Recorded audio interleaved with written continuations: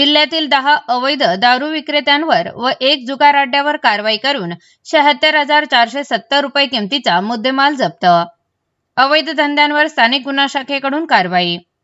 मान्य श्री मुमुका सुदर्शन पोलीस अधीक्षक अहिल्यानगर यांच्या आदेशान्वये पोलीस निरीक्षक किरणकुमार कबाडी यांच्या मार्गदर्शनाखाली अहिल्यानगर जिल्ह्यामध्ये अवैध धंद्यांची माहिती काढून कारवाई करण्याकामी स्थानिक गुन्हा शाखेने 4 पथक तयार करून कारवाई करण्याकामी रवाना केले होते.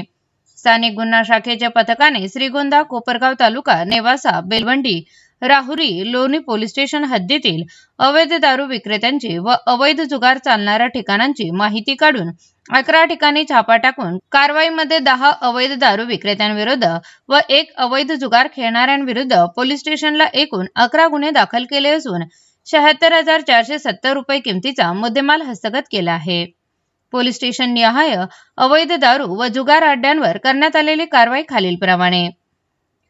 पोलीस ठाणे दाखल, संख्या जप्त, मुद्देमाल किंमत: श्रीगोंदा 3, 6,920, लोणी 3, 2,960, राहुरी 2, 7,500, बेलवंडी 1, 37,735, कोपरगाव तालुका 1, 20,255, नेवासा जुगार 1, 1,100.